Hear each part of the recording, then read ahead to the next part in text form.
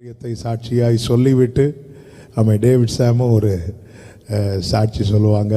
கர்த்தர் நல்லவர். 2014 அடியாருக்கு திருமணமானது. திருமணமாகி 2015 மெல்பா கன்சீவ் ஆனாங்க.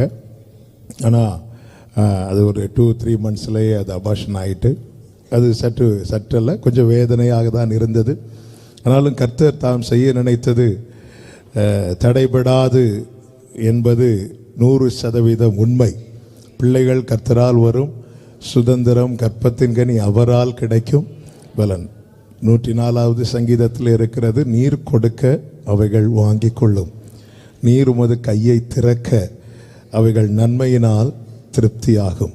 ஆண்டவர் கொடுத்தும் நடத்துவார், கையை திறந்தும் நடத்துவார். ஆமேன். கர்த்தர் நினைத்தருளினார். 2017 அன்பு மகள் ஜாஃபியாவை கர்த்தர் கிருபையாய் கொடுத்தார். ஆமேன். 2 வருடம் கழித்து மீண்டும் மெல்பா கன்சீவ் ஆனாங்க. ஆனால் திருப்பியும் அபார்ஷன் ஆனது. ஆமேன். ஒரு வேதனையின் பாதையில் பயணிக்க வைத்து ஆண்டவர் ஒரு நன்மையை காண செய்தார். ஆமேன். ஒவ்வொருவரை கர்த்தர் ஒவ்வொரு பாதையில் நடத்துவார். அந்த பாதையில் முடிவில் வேதனை இருக்காது, முடிவில் நன்மை தான் இருக்கும். ஹல்லேலூயா. யோபுவின் 1வது அதிகாரம் 42 எழுதப்படவில்லை, 42வது அதிகாரம் 1 எழுதப்படலை. மனுஷனுடைய பார்வையெல்லாம் தலைகீழாக இருக்கும், கர்த்தர் செய்கிறதெல்லாம் ரொம்ப ஆச்சரியமானதாக இருக்கும். ஹல்லேலூயா. ஆமென். அதில் 2வது முறை அவளுக்கு அபார்ஷன் ஆனது. அதில் அவள் சரீரம் மிகவும் பலவீனப்பட்டாள்.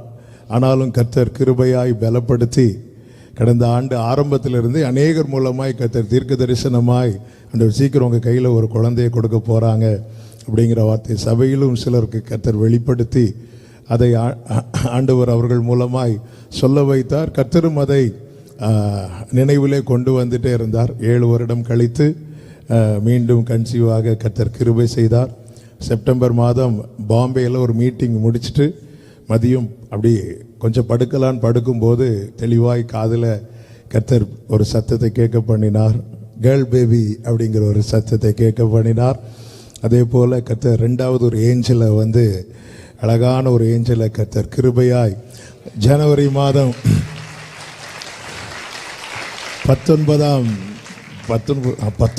தேதி கர்த்தர் கிருபையாய் காலை 4 மணிக்கு கொடுத்தார். ஆண்டவர் நல்லவர். கர்த்தர் தாம் செய்ய நினைத்தது ஒன்றுமே தடைபடாது.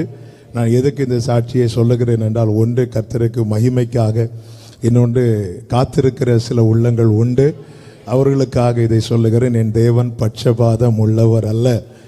தாவீதுக்கு நான் பொய் சொல்லேன் என்று சொல்லி சொன்னதை நிறைவேற்றினீர். ஆமேன். சொல்லி இருக்கிறாரா? நிறைவேற்றுவார். ஆமேன். நிறைவேற்றப்பட்டவர்கள் நிறைவேற காத்திருக்கிறவர்களுக்கு அடையாளம். ஆமென். மரியாள் கேட்டாங்க, இது எப்படி ஆகும் அப்படி சொல்லும்போது உடனே ஒரு பெரிய விஷன் அல்லது ஒரு பெரிய ஒன்றுமே காட்டல. உன் இனத்தாள் எலிசபெத் மலடி எண்ணப்பட்டவளுக்கு இது 6வது மாதம், அவளுக்கு நடந்த அற்புதம் உனக்கு நடக்கும் என்பதற்கான அடையாளம். ஹல்லேலூயா. காத்திருக்கிற ஒவ்வொருவரையும் இயேசுவின் நாமத்திலே வாழ்த்துகிறேன். இந்த நாளில் மறுபடியும் கர்த்தர் செய்த நன்மையை சாட்சியாக ஒரு சில நிமிடங்கள் சொல்லி ஆண்டவர் நாமத்தை மகிமைப்படுத்த விரும்புகிறேன். என்னுடைய சாட்சி சொன்னதை சொன்னது போல நிறைவேற்றுகிற தேவன். ஆமென். நம்ம பாடினது போலவே அவர் பொய் சொல்லுகிற தேவன் அல்ல. அவர் ஒரு விசை விளம்பினதை மறுவிசை திருத்துகிற தேவன் அல்ல. ஆமென். 4 வருடங்கள் பிள்ளைக்காக காத்திருந்தோம். 4 வருடங்கள் தாண்டும் போது நாங்கள் ஜெபித்த ஜெபம், ஒரே ஒரு பிள்ளையாவது தாங்க ஆண்டவரே. அதுங்களை திருமணம் முடிந்த ஆரம்பத்தில் கொடுத்த வார்த்தை எரேமியா 33:22, நான் என் தாசனாகிய தாவீதின் சந்ததியையும் எனக்கு ஊழியம் செய்கிற லேவியரையும் வர்த்திக்க பண்ணுவேன். இந்த வார்த்தை தான் கர்த்தர் கொடுத்திருந்தார். அதில் ஒரு வார்த்தை தாசனாகிய தாவீதின் சந்ததி, லேவியின் சந்ததி. அப்போ எங்களுடைய நம்பிக்கை ஒரு பிள்ளை அல்ல, ஆண்டவர் குறையாம 2 பிள்ளைகளையாவது தருவார். அப்படி நம்பிக்கையில் தான் திருமணத்தின் ஆரம்பத்தில் ஜெபித்தோம். ஆனால் சரீர சூழ்நிலை ஒரு பக்கம், இன்னொரு பக்கம் ஆமாம் எங்களுக்கு தெரியவில்லை, எங்களுக்கு பிள்ளை பிறக்கிறதுக்கு வாய்ப்பே இல்லை என்று. காரணம் எந்த செக்கப்பும் பண்ணல. ஆனால் ஒரு 2-3 வருஷம் தாண்டும் போது நாங்கள் அறிந்து கொண்டோம், எங்கள் சரீரத்தின் நிலைமைப்படி ஒரு பிள்ளை கூட பிறப்பதற்கு வாய்ப்பு இல்லை என்று. ஆனால் தேவன் அனுமதித்த பாதை எல்லாமே நன்மைக்கு என்பது நடக்கும்போது தெரியாது, ஆனால் நிறைவேறும் போது தான் அதை ருசிக்க வைப்பார். ஹல்லேலூயா, ஆமென். அந்த 4 வருடங்கள் இந்த வசனத்தினுடைய உண்மையான மீனிங்கை வந்து அந்த 4 வருஷத்தில் தான் தெரிஞ்சுக்கிட்டோம். இன்னைக்கு கூட என் மனைவிட்ட பேசும்போது அந்த வார்த்தை திரும்ப ஆண்டவர் ஞாபகப்படுத்தினார். எனக்கு ஊழியம் செய்கிற லேவியரை வர்த்திக்க பண்ணுவேன். அந்த திருமணம் முடிஞ்ச ஆரம்பத்தில் நான் ஊழியத்தில் ரொம்ப இன்வால்வ் ஆகலை, ஊழியம் செய்ய அர்ப்பணிச்சிட்டேன். ஆனால் அந்த 4 வருஷத்தில் தான் கர்த்தர் ஊழியத்தில் பயன்படுத்த துவங்கினார். ஊழியத்தில் பயன்படுத்தி அவர் சொன்ன வார்த்தையை ஏற்ற நேரத்தில் கர்த்தர் நிறைவேற்ற துவங்கினார். ஆமென். 2020 கர்த்தர் சொன்னது போல வாக்குத்தத்தத்து பிள்ளை.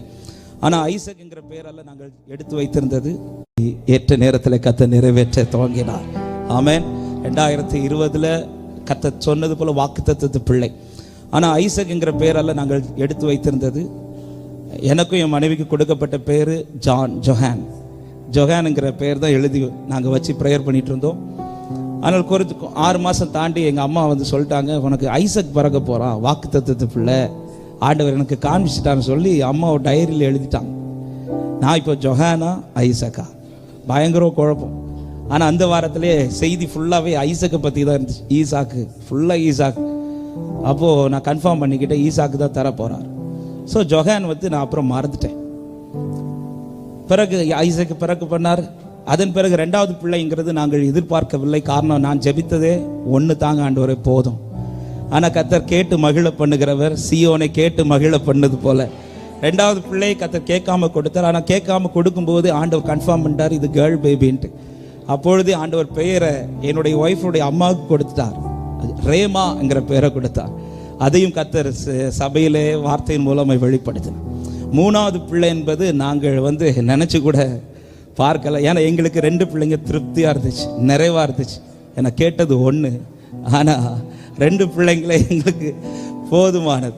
ஏன்னா 2 பிள்ளைங்களே எங்களுக்கு பயங்கர சாட்சியாக நிற்க வச்சுட்டார் ஆண்டவர். ஆமாம். 3வது பிள்ளை நாங்கள் எக்ஸ்பெக்ட் பண்ணவே இல்லை. இன்னொன்று 2 பிள்ளைங்களுமே சின்ன வயசு. ஆனால் கடந்த ஆகஸ்ட் மாதத்தில் இங்கே ஃபாஸ்டிங் ப்ரேயர் நடக்கிற ஆரம்பத்திலே ஆண்டவர் வந்து திடீர்னு ஒரு நாள் ஆண்டவர் அடுத்த பிள்ளைக்காக ஜெபம் பண்ணு அப்படின்னு சொல்லி ஆண்டவர் உணர்த்தினார். அப்போ அன்னைக்கு அந்த ப்ரேயர் முடிச்சோடனே என் ஒய்ஃப்கிட்ட போய் சொன்னேன், அடுத்த பிள்ளைக்காக ஆண்டவர் ஜெபிக்க சொல்கிறார். அவள் கையெடுத்து கும்பிட்டுட்டா, தயவு செஞ்சு ஜெபிச்சிடாதீங்க அப்படின்ட்டா. ஆனால் நான் சரி, ஏன்னா அவளுடைய கஷ்டம் நமக்கு தெரியும். அடுத்த நாள் நான் அன்றைக்கி ராத்திரி தூங்கிட்டு அடுத்த நாள் காலையில் எழும்பி என்னை ராத்திரி கூப்பிட்டு சொல்கிறேன், நைட்டு ஒரு விஷன் பார்த்தேன், ஒரு கனவு பார்த்தேன், அதில் நீ ப்ரெக்னெண்ட்டாக இருக்கிற. அப்பவும் அவள் கையெடுத்து கும்பிட்டுட்டா. தயவு செஞ்சு அதுக்காக ப்ரேயரே பண்ணிடாதீங்க, நடக்கவே வேணாம். ஏன்னா அவளுடைய சரீரம் நிலைமை எனக்கு தெரியும். ஆமாம். ஆனால் கர்த்தர் அந்த டைம் எப்படி எங்கள் மைண்டை மாற்றிட்டான்னு, ஒருவேளை நமக்கு இல்லை யாருக்கோ ஆண்டவர், சரி யாருக்காவது செய்யட்டும் ஆண்டவர், நமக்கு ஆண்டவர் திருப்தி தந்துட்டார், நம்ம ஜெபிப்போம். எத்தனை பேர் காத்திருக்கிறாங்க, அவங்களுக்காக ஜெபிப்போம்னு சொல்லி அந்த பெயரை சொல்லி ஜெபிக்க வச்சுட்டு இருந்தார். ஆனால் அதன் பிறகு கர்த்தர் வந்து எங்களை வந்து எதை குறித்து அதிகமாக பேசிட்டு இருந்தார்னா, இந்த ஜொஹான் அந்த பேரை நாங்கள் மறந்துட்டோம். ஆனால் ஆண்டவர் திரும்ப திரும்ப அந்த பேரை ஞாபகப்படுத்திட்டே இருந்தார். எனக்கு அந்த பாடல் பிரதர் பாடும்போது தாவீதுக்கு நான் பொய் சொல்லேன் என்ற வார்த்தை, ஏன்னா ஃபஸ்ட்டு நேம் கொடுத்தது ஜொஹான் தான். ஆமென். அப்போ அந்த பேரை ஞாபகப்படுத்துகிறார். ஒரு குறித்த ஒரு 2-3 மாதம் தாண்டி திடீர்னு என் ஒய்ஃப் ஒரு டைரி எடுத்து பார்க்குறான். அந்த டைரி எடுத்து பார்க்கும்போது அதில் என்னுடைய பெயர், அவளுடைய பெயர், அது பிறகு 3 பிள்ளைங்க பேர் எழுதியிருக்கும். ஃபஸ்ட்டு பிள்ளை பேர் ஐசக், 2வது பிள்ளை பேர் ஜொயானா ரேமா, 3வது பிள்ளை பேர் ஜொஹான்சன் ஜாய்சன். இது கன்சீவ் ஆகிறதுக்கு 2 நாள் முன்னாடி டைரி என் கையில் கிடைக்குது. அவள் காமிச்ச உடனே நான் சொல்கிறேன், ஒரு வேளை சொன்னது போல் நீ ப்ரெக்னென்ட் ஆக போகிறேன். அடுத்த நாள் ஆண்டவர் கன்ஃபார்ம் பண்ணுறாரு, அவன் பிள்ளை வயிற்றுக்குள்ளே வந்துருச்சு.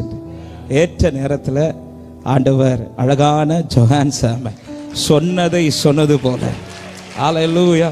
காரணம், இன்னைக்கும் சரீரத்தின் பலவீனம் அதே பலவீனம்தான். ஆனால் வார்த்தை பலவீனம் உள்ளதல்ல. எந்த பலவீனத்திலும் அவருடைய வார்த்தை பலமுள்ளதாய் நிறைவேறும் என்பதற்கு சாட்சியாய் நாங்கள் நிற்கிறோம்.